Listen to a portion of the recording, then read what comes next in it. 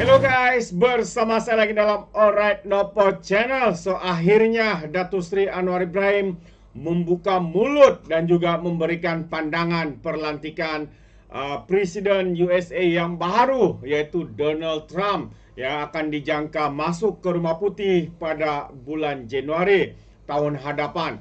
Jadi apakah pandangan dan komen ya Perdana Menteri kita dengan perlantikan ini? Jadi ini yang menarik ya untuk saya kongsikan. Adakah ia akan memberi kesan kepada negara kita dan sebagainya. Jadi mari kita lihat kenyataan terkini daripada Perdana Menteri Datuk Seri Anwar Ibrahim. Katanya Trump pintar dalam perniagaan. Jadi apakah yang dimaksudkan oleh Datuk Seri Anwar Ibrahim dengan kenyataan sebegitu rupa? Jadi sekali lagi tanpa buang masa, ayo kita lihat kenyataan ini. Perdana Menteri Datuk Seri Anwar Ibrahim yakin Malaysia mampu menjaga keutamaan dasar luar dan ekonominya di tengah-tengah perubahan dinamik global dengan Donald Trump dijangka kembali ke Rumah Putih pada Januari tahun depan. Menekankan bahawa Malaysia bersedia untuk mengadakan libat urus dengan pentadbiran Donald Trump. Anwar berkata pentingnya bagi negara untuk mengekalkan hubungan dua hala yang kukuh dengan Amerika Syarikat, terutamanya dalam sektor berteknologi tinggi.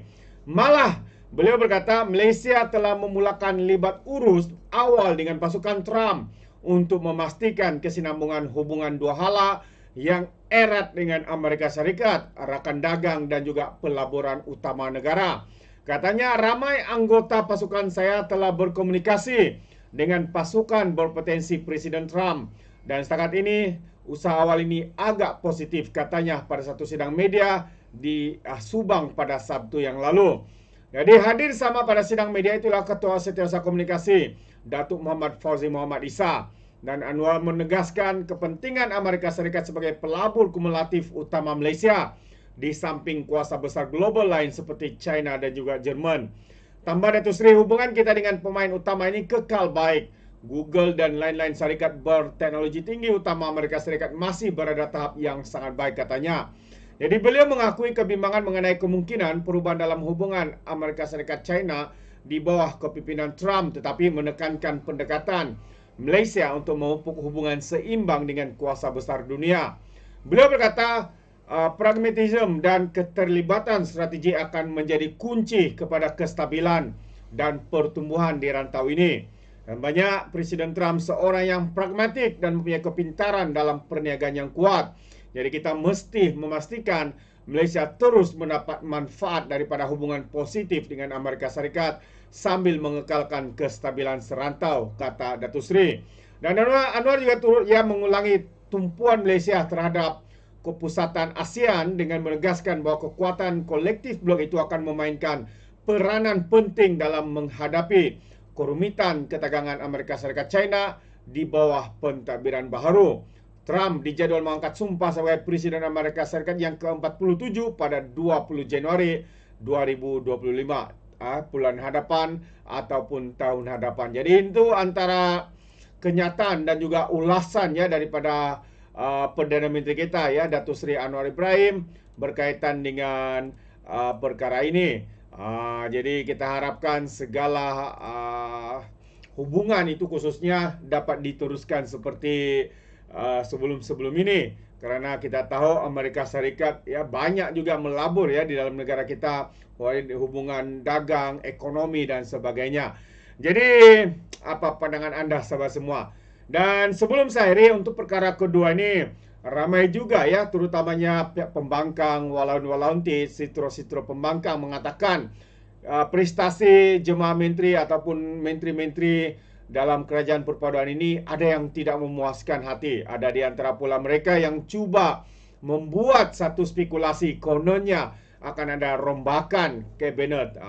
Jadi apa komen Perdana Menteri ya berkaitan dengan isu ini? Jadi ini yang menarik untuk saya kongsikan. Datuk Seri Anwar berkata dia berpuas hati ya dengan prestasi jemaah menteri yang ada, walaupun ada yang prestasinya sederhana, tetapi secara keseluruhan Datuk Seri Anwar Ibrahim berpuas hati ya dengan kedudukan itu. Jadi sekali lagi Datuk Seri Anwar Ibrahim hari ini mengatakan beliau berpuas hati dengan prestasi yang ditunjukkan oleh kesemua Menteri Kabinet setakat 2 tahun pentadbiran Kerajaan Madani. Beliau berkata bagaimanapun masih terdapat ruang yang boleh diperbaiki oleh kerajaan dalam meningkatkan lagi pencapaian kepada rakyat. Perdana Menteri berkata dalam tempo berkenaan beliau melihat ada menteri yang telah mempamerkan prestasi cemerlang, malah ada juga yang menunjukkan prestasi sederhana. Tapi katanya saya puas hati satu perkara, walaupun orang bangkit soal rasuah kes ini kes itu, yang penting sejak 2 tahun ini saya tak izinkan amalan lama iaitu rundingan terus, curi komisen itu saya hentikan, kata beliau Datuk Seri dalam satu sidang media yang dihadiri pengamal media tempatan dan antarabangsa di Subang hari ini, yang turut dihadiri oleh Ketua Setiausaha Kementerian Komunikasi Datuk Muhammad Fauzi Muhammad Isa. Anwar yang juga Menteri Kewangan turut menegaskan bahawa kerajaan pimpinannya amat menitik beratkan agenda tata kelola yang baik. Orang tak mau dengar isu tata kelola, tapi bagi saya, kata Datuk Seri, ini masalah terbesar. Bagi saya, tata kelola ini paling penting sebab kebocoran, rasuah, hilang dana puluhan-puluhan bilion-bilion, bayar hutang yang tidak sepatutnya kita bayar, kata beliau. Menjawab isu penilaian yang dibuat beberapa badan bukan kerajaan, iaitu NGO, terhadap Kerajaan Madani sebelum ini, Perdana Menteri berkata kerajaan terbuka dalam menerima pandangan. Namun, pandangan penilaian prestasi yang dilakukan oleh NGO berkenaan adalah terhad dan mengambil contoh penilaian dibuat gabungan pilihan raya bersih, adil, iaitu bersih. Anwar berkata, ia tidak mengambil kira aspek seperti ekonomi, rasuah dan tata kelola. Dan sebelum ini bersih memberikan grade D kepada Kerajaan Madani sepanjang 2 tahun pentadbirannya. Dan sementara itu Anwar berkata pada mesyuarat jemaah menteri semalam terdapat cadangan daripada menteri supaya diadakan satu pemukiman pada Januari depan bagi menilai kekuatan dan kelemahan Kerajaan Madani. Jadi itu antara komen daripada Perdana Menteri kita. Ia berkaitan dengan prestasi jemaah menteri. Walaupun ada gesaan kononnya rombakanlah perlu dilakukan kerana ada menteri-menteri, timbalan menteri yang tidak menunjukkan prestasi yang baik.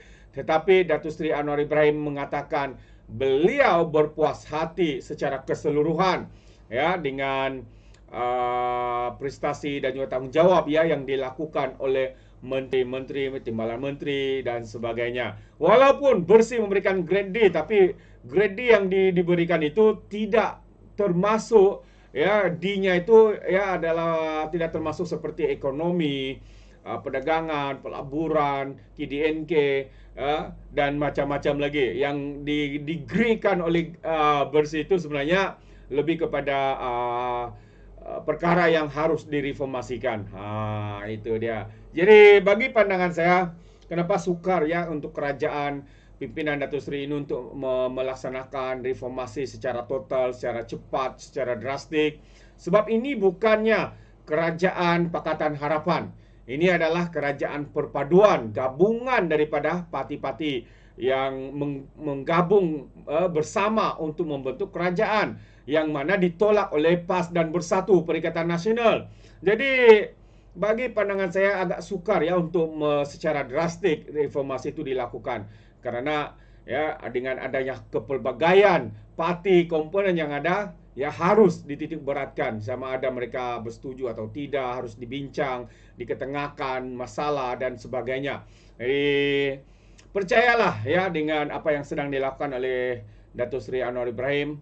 Walaupun lambat, walaupun agak perlahan, tapi reformasi itu tetap akan dijalankan. Datuk Seri sendiri menyatakan dia tidak pernah lupa dengan semangat reformasi yang mahu dilakukannya dalam kerajaan hari ini. Apatah lagi, Datuk Seri Anwar Ibrahim mengambil tanggungjawab untuk mengeplai pentadbiran Kerajaan Perpaduan Malaysia Madani hari ini. Jadi sekali lagi sahabat semua, tahniah. Walaupun ada reformasi sebenarnya ada perubahan yang dilakukan, tapi pihak pembangkang membutakan mata, memekakkan telinga mereka untuk tidak melihat seperti apa yang dilakukan. Contohnya, yang paling jelas, yang terkini ialah kenaikan gaji penjawat awam sahabat semua yang tidak pernah dilakukan selama 12 tahun ini. Tapi berjaya dilakukan. Di dalam parlimen sebenarnya banyak perkara yang kita lihat yang direformasikan, tapi semua itu tidak dilihat oleh pembangkang. Kerana apa? Kerana mereka sibuk untuk menunggang isu-isu populis untuk tujuan politik semata-mata. Itu pandangan saya. Bagaimana dengan Anda sahabat semua? Anda boleh berikan komen di dalam ruangan komen. Jadi terima kasih. Izinkan saya untuk mengundurkan diri. Dan seperti biasa peribahasa mengatakan tapapun kangkap 2 ton keinginan. Dalam bahasa Melayunya, tepuk dadah, tanya selera. Sekian je daripada Alright Nampak Channel. Saya kita berjumpa lagi. Bye-bye.